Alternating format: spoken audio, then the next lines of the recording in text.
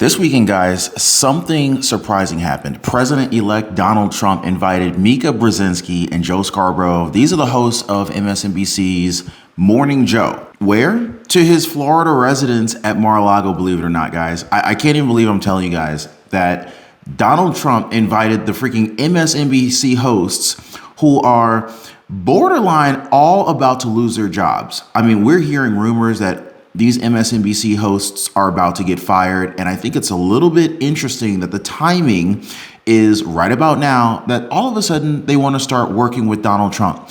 Also, rumors are swirling around that Elon Musk may end up purchasing MSNBC since Comcast is bleeding cash. Well, Donald Trump expressed that he was eager to work in a bipartisan way to try to promote his agenda, which surprised many given the strained relationships between Donald Trump and a lot of these MSNBC hosts. Obviously, Joe Scarborough, Mika Brzezinski, and obviously, let's not forget about race-baiting Joy Reid.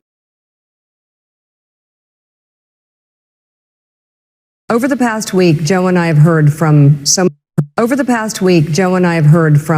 many people, from political leaders to regular citizens, deeply dismayed by several of President-elect Trump's cabinet selections, and they are scared. Last Thursday, we expressed our own concerns on this broadcast and even said we would appreciate the opportunity to speak with the president-elect himself. On Friday, we were given the opportunity to do just that. Joe and I went to Mar-a-Lago to meet personally with President-elect Trump. It was the first time we have seen him in 7 years. Now, we talked about a lot of issues, including abortion, mass deportation, threats of political retribution against political opponents, and media outlets. We talked about that a good bit. And it's going to come as no surprise to anybody who watches this show, has watched it over the past year or over the past decade, that we didn't see eye to eye on a lot of issues, and we told him so. What we did agree on was to restart communications. My father often spoke with world leaders with whom he and the United States profoundly disagreed. That's a task shared by reporters and commentators alike. We had not spoken to President Trump since March of 2020, other than a personal call Joe made to Trump on the morning after the attempt on his life in Butler, Pennsylvania. In this meeting, President Trump was cheerful, he was upbeat, he seemed interested in finding common ground with Democrats on some of the most divisive issues.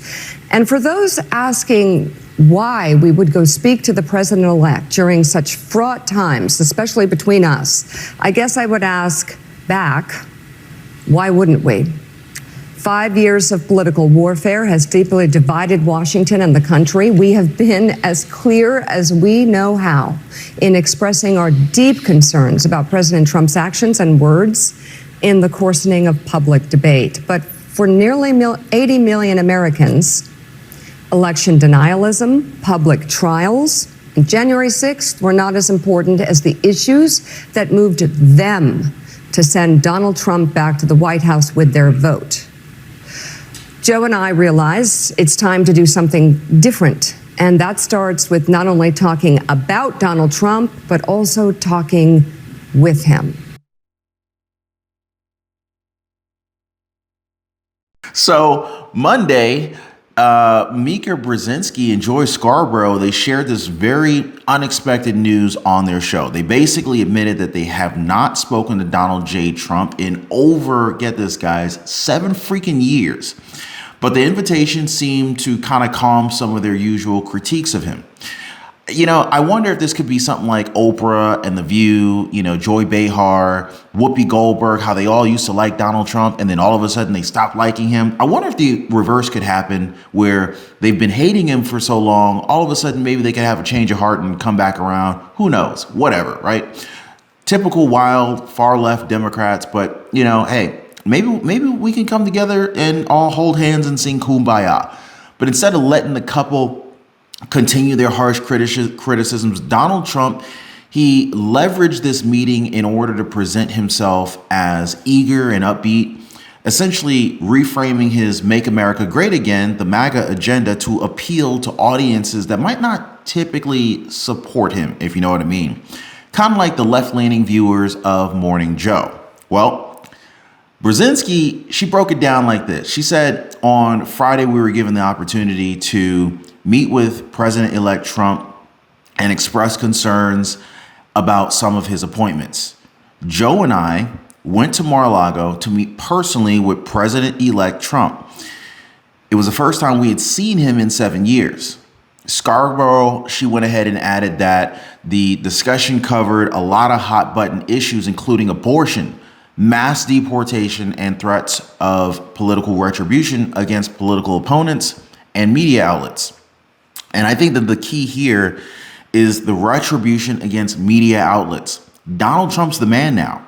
He's about to be inaugurated in less than a couple months. He will be back in the Oval Office. And I think this is kind of like possibly a come to Jesus moment for hosts of NBC who are afraid of losing their jobs, ultimately being fired and or laid off with or without severances. Who knows?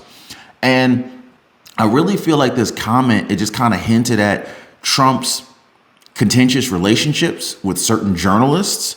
Let's not forget about Rachel Maddow, who even joked that Trump might put her in a concentration camp. Crazy, right? Now, Rachel Maddow, she's got a lot on the line. Reports have come out that Rachel Maddow earns somewhere in the ballpark, get this, guys, of about $30 million a year. $30 million. Is Rachel Maddow worth $30 million a year, guys? I don't know. So you guys let me know what you think on that. But anyway, so yeah, this has a lot of journalists concerned at the very least. They're concerned. They're worried about their jobs. They're worried about getting fired. And I think that this is a real concern. It's not just a worry about something that could never happen. This is a worry about something that's real. Now, despite a lot of the disagreements, despite the arguing, the bickering back and forth, Brzezinski said that they both agreed it's time to restart communications. Now, you guys are smart. I'm not gonna sugarcoat this crap, right? There's a reason why they're doing this right now. All of a sudden, after 7 years, you haven't talked to Donald Trump, and then all of a sudden now, let's go ahead, you know what, let's go ahead and open up the lines of communication. No, they're freaking scared. They're already seeing heads rolling. You got Tulsi Gabbard being assigned as the National Intelligence Committee officer. You've got Elon Musk heading up a brand new division right alongside with Vivek Ramaswamy for Doge. Or rather the Department of Government Efficiency. I mean, there are a lot of people who are being placed in particular positions. You got Tom Homan. He's Donald Trump's new border czar, and he's shaking things up. We got New York City Mayor Eric Adams also appearing. I mean, he appeared on The View just the other day, and he had a blow up session with them, right? But it definitely looks like even Mayor Eric Adams of New York, a blue state traditionally, a state that, again, is blue traditionally, but it's definitely turning pink. And I got a feeling at some point it wouldn't be impossible to see this particular state of New York turn red.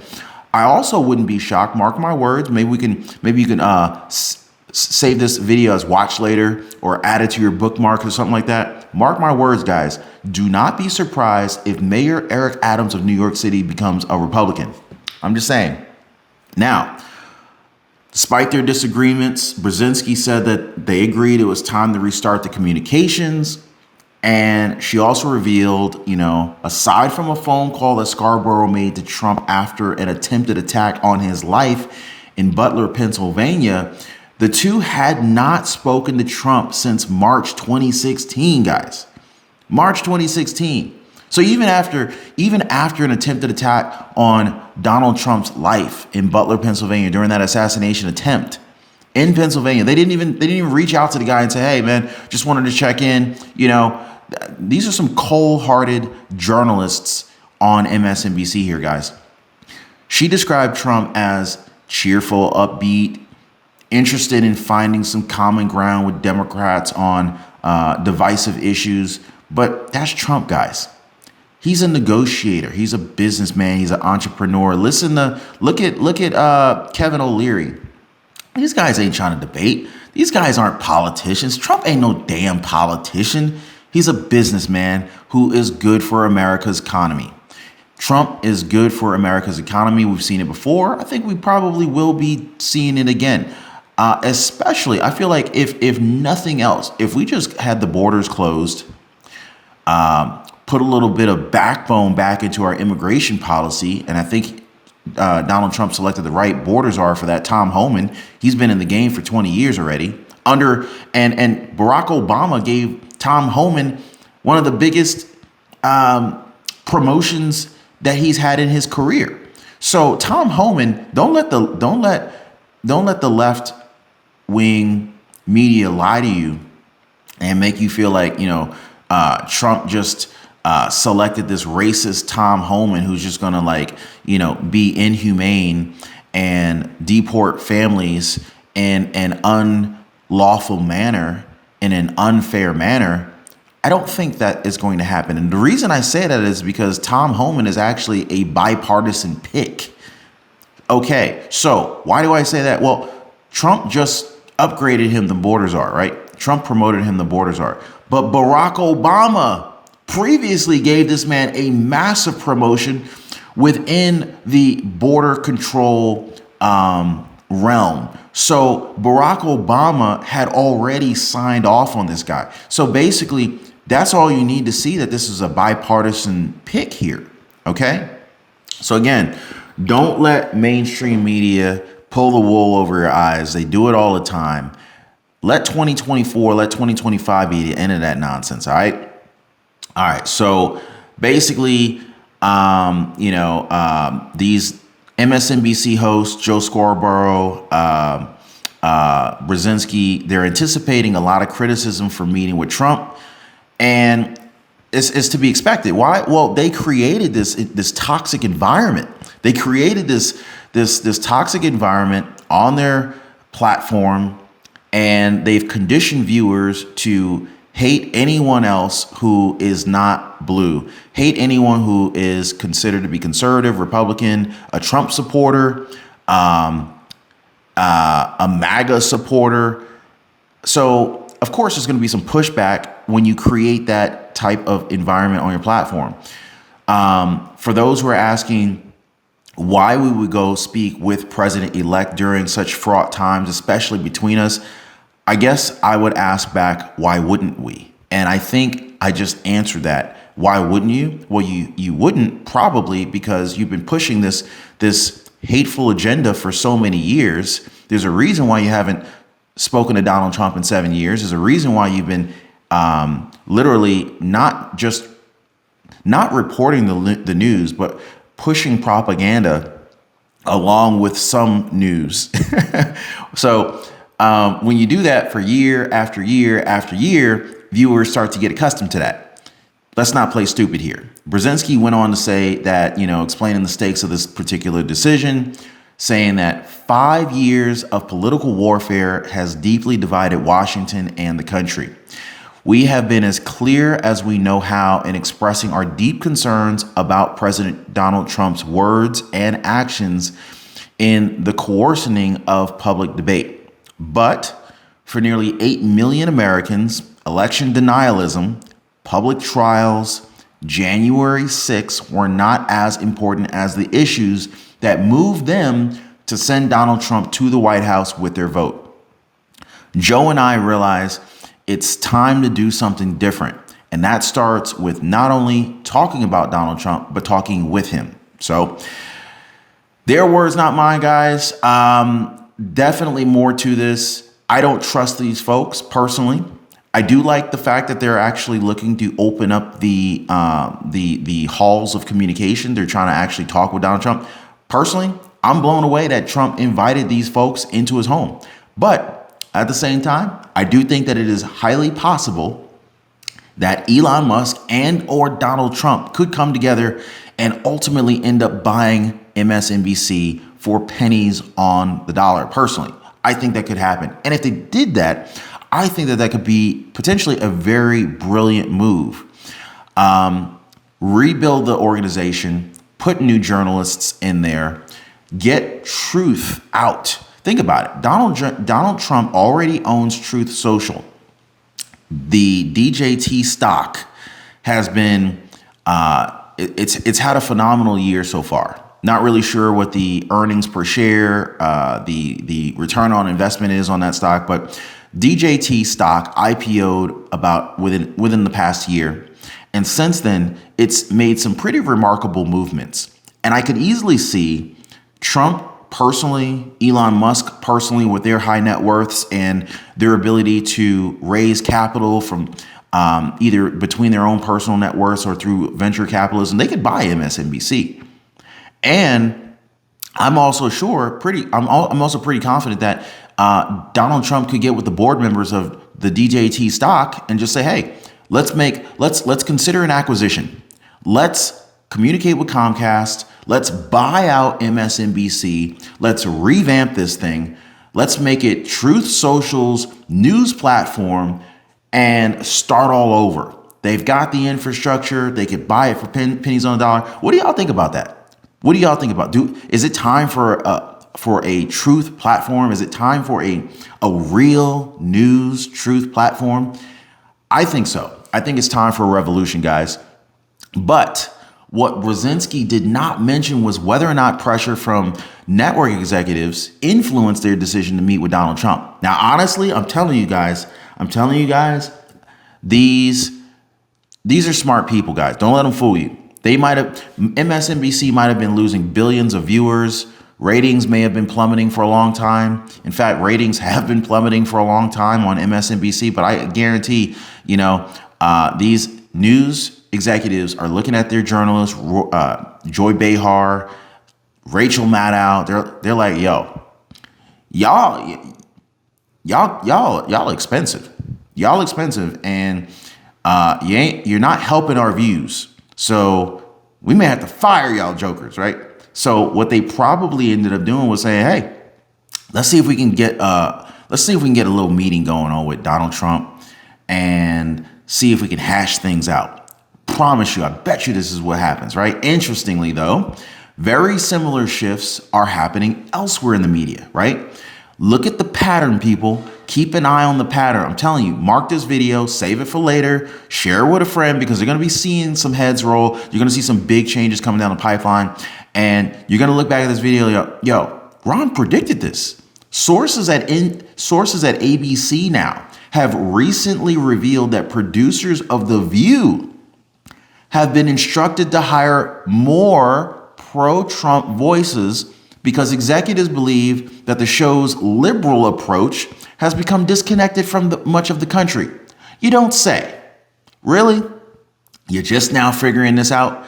How much are you paying these C-suite executives to just now be coming to this conclusion? America has been telling you this for the longest. You could look at your ratings plummeting and reducing year over year, quarter over quarter, and yet they decide to ignore the reports, ignore the stats, ignore the comments, ignore channels like ours that are bringing the truth to light. We're growing at a rapid pace, guys, and they're ignoring that. Oh, well, now they're finally paying attention. They're finally paying attention. So I never thought I would actually say this, but sources at ABC are now revealing that the producers of The View have been instructed to hire more pro-Trump voices because the executives think that the show's liberal approach it's become too disconnected from a lot of the country. And I think that this is only going to add more drama to The View because, look at it this way. These catty ladies and race baiters, they're already high-strung and at each other's throats through basically almost every episode as it is. If they were to actually balance out The View to not be so liberal and actually make it like equal, 50% liberal, 50% conservative, can you imagine how that would explode? In fact, that might actually be something that could revive The View, because the problem right now is that The View is so skewed. It should not be The View. It should be the propaganda. It should be just the push.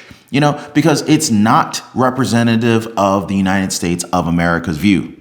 Meanwhile, Trump, he seems to be pretty eager to put the contentious election behind him. In fact, he even called on Republicans to work toward unifying the country. For example, he even suggested helping Vice President Kamala Harris's broke ass pay off her campaign debt of over $20 million, signaling a surprising gesture of bipartisanship. And this also shows how much better of a businessman he is compared to Kamala Harris. He worked with a budget that was a fraction of the size of hers. She failed. He won. He has money left over. She raised over $1 billion, spent more than what she raised, which is ridiculous. It's mind-boggling. And Donald Trump only raised about a third of what she raised and didn't even spend all of it. I was calling this during the election. No one paid any freaking attention to that. Well, I saw it from the beginning. Why? I'm a businessman. I'm an entrepreneur. I can see how much more efficient Donald Trump was using his advertising dollars. He was very rarely even having to spend anything because he had so much earned media. He was leveraging these silly fake court cases that were allegedly manufactured by the left using the DOJ to come after Donald Trump. So since all of these left-wing news networks were covering the cases anyway, Trump was getting all this free publicity. Y'all remember when Trump would come out of the freaking courtrooms to hundreds, if not thousands of people who were interested in seeing Donald Trump, hoping to shake his hand? These were happening in New York. And they were watching this attack on Donald Trump through the judicial system happen. And they were like, yo, if they could do it to Trump, they could do it to us. They could do it to anybody else. And they were tired of seeing our country go that direction. So instead of paying for commercials and whatnot, Trump was like, yo, I'm already in front of the cameras. Millions of people across the country, across the world are watching this. He's a smart man. You're not gonna pay for something you can get for free. If y'all wanna like throw these fake lawsuits at me, okay, fine. I'll come out here. I'll use your cameras and your networks to get my message out. And that's exactly what he did.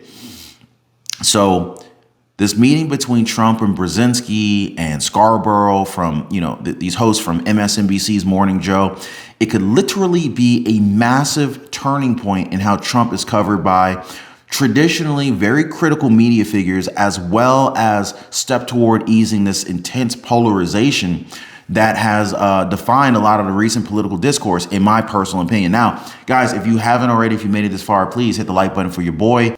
Now, you summed it up beautifully in The Telegraph when you said this election wasn't about race, it wasn't about gender and abortion, all the issues the media seem to be hyper-focused on. It was about secure borders, the economy, and government overreach. And I would argue, Douglas, that last point was hugely significant for many of Trump's voters. The lawfare against Trump and his allies, this two-tier justice system that even targets conservative mums at school board meetings. It's a big issue for many in Trump's base. Oh, yeah, absolutely. I mean, the interesting thing about not just the radical left, but the left in general in Australia, in Britain, in the US and other Western countries, Canada particularly, is that the moderate left thought that there were all of these issues which were like right-wing talking points or what didn't really affect people's lives. Professional dolts like Alistair Campbell in the UK have just started in recent days to sort of start to say maybe the thing of big hairy men being allowed in women's locker spaces, locker rooms is not something that is just being made up by right-wing fanatics. Maybe we should have listened to women, they say, this late in the day. Not just the far left, the center left, the moderate left, vastly underestimated the way in which cultural issues are not made up by conservative pundits, but are things that are felt by any parent whose daughter is training in an elite sport. It's felt in people's lives. It's felt by parents whose children come back from school having been told that there are a million genders and a lot of other woo-woo nonsense. And when it comes to things like the border, they seem to hope, the Democrats seem to hope that the American public would not think anything particularly awry and would just be told it was a Project 2025 conspiracy, that for 4 years the border had been open and millions of people had come into the United States illegally. They thought that people didn't mind about that. They thought they could take these votes for granted. And the amazing thing is that they thought they could do this by playing the DEI game at the highest possible level. Why wouldn't you want to vote for Kamala? She's a woman. If you're a woman, you have to vote for Kamala. Guess what? Kamala's from an ethnic minority. Unless you hate ethnic minorities, why would you not vote for Kamala? I mean, this was seriously their pitch. And then you got all of the Democrat commentators on the media who zoomed in on the abortion issue again, when this is actually something which has healed significantly in the United States in the last few years since the overturning of Roe v. Wade, as people have realized that this is a state issue and states can vote one way or they can vote more another. But when you see these like white dudes for Harris who seemed to think that the most important thing about this election was to make it much easier for their daughter to abort their grandchild, it was like, why did you think that was an appealing message when you have cost of living crisis, you have the world having conflict breaking out that didn't break out until recent years, when you have a totally open border, when you have the crime that comes from that, the debt that comes from that, the government overspend that comes from that. I mean, as Elon Musk said the other day, there's about $2 trillion a year you could shave off from the federal government's budget in the US.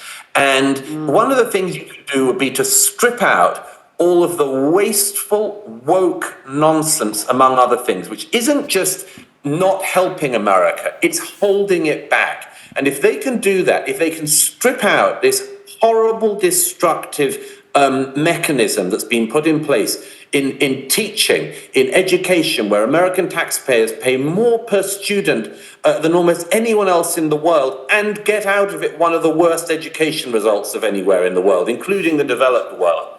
These are things that are really serious, and the Democrats did not run a serious campaign. They had an unserious candidate who wouldn't even answer a question seriously. So thank goodness that the American public have seen through that. Wow. Douglas Murray, ladies and gentlemen, literally broke down to the simplest components how the Democratic race campaign for Kamala Harris failed, and how they completely tried to gaslight us and lie to us about issues that really were not issues we gave a damn about. These were issues that they felt like strategically, statistically, we should care about, but we don't. We didn't care about the fact that Kamala Harris was going to be the first woman president. That's not why you pick a president. And then, the real issues were all this woke nonsense, pushing for men in women's locker rooms and bathrooms, big hairy men in not only the locker rooms and the bathrooms, but in women's sports. What the heck is all this nonsense? Elon Musk being appointed to the DOGE, the Department of Government Efficiency Unit. Apparently, I think Congress actually has to approve that. But now that Trump or Republicans are controlling the House and the Senate, I think it's very possible that Congress goes ahead and approves that new department, because we need it. We need it. And this could, according to Elon Musk, shave potentially $2 trillion off of the national budget, or at least off of the annual spending of the government's budget. This is tremendous. I mean, if we could save $2 trillion, that alone could remove or get us out of the national debt within the next 15 to 20 years. The United States could be debt-free and financially the strongest country in the world in the next 15 to 20 years if we make some smart moves. Potentially even smarter, or even shorter than that. We could reduce the time frame if additional measures are taken. I mean, so Douglas Murray destroyed it. Joy Reid and her race baiting needs to end, and I'm really interested to see how this meeting with Donald Trump at Mar-a-Lago between the MSNBC host Joe Scarborough and Maria Brzezinski actually affects the future of MSNBC as a network. And I'm also interested to see if Elon Musk ultimately ends up buying the network, maybe even with Donald Trump as a partner, who knows. But this is going to be real interesting, guys. Let me know what you think in the comments. We'll see you guys next time. Well, guys, the great wealth transfer is in full effect. And, you know, whether it's Donald Trump that ends up winning the election or if it's Kamala Harris, oh, God, we're in a world of a pickle, as my grandfather would say. Our freedoms are being stolen, guys. Credit card companies are out to get us. And if you don't understand the game, well, you end up getting played by the game. Now, if you're anything like me, guys, you know, you were probably out of shape, maybe in debt, living paycheck to paycheck, and just feeling like the system is just completely taking advantage of you. I remember for a long time, I could rarely ever get any time to spend with my wife. And it's kind of funny because where I used to work with a lot of married men. And a lot of those married men would always complain about their spouses as if they really just didn't even like their spouses, which is sounding like a pretty horrible situation. But that was the case for many of them. They didn't like who they were married to. But I was different. Anyway, through trial and error and through a lot of pain, I figured out how to gain freedom and also lose a lot of weight and actually get in shape. And guys, I'm gonna be honest with you, that was a game changer. To no longer be living paycheck to paycheck, figuring out how to get the credit cards to pay me, the power of a strong credit score. I pay thousands of dollars less per year for the same house as my neighbor just because my credit is better than his is. And this is not to brag. I mean, but this is the truth. The banks are literally taking advantage of the poor. It's like the people who can least afford it, they're charging the poor what is like unofficially called a poor tax or a tax on the poor. I mean, I'm now at a point where, you know, like, number one, I don't pay for credit cards. In fact, credit card companies pay me to use their cards. And I figured out how to build a lifestyle that is just ultimately very, very healthy. I lost a tremendous amount of weight and I put on a lot of muscle. But when I was struggling, I wish I knew people who knew these things. So anyway, I decided to create a community of like-minded people who are also interested, just like me, in living better. So if you guys want to join my community, it's called the Liberty Pursuit Network. It is brand new. Come on over. I'd love to have you guys and join like-minded people. Be positively motivated by others who are also on the same pursuit. So I'm going to leave a link for you guys so you can join me over on the Life Pursuit Network in the description down below this video. So check it out, guys, and let's not be a victim of this great wealth transfer that is taking place right now.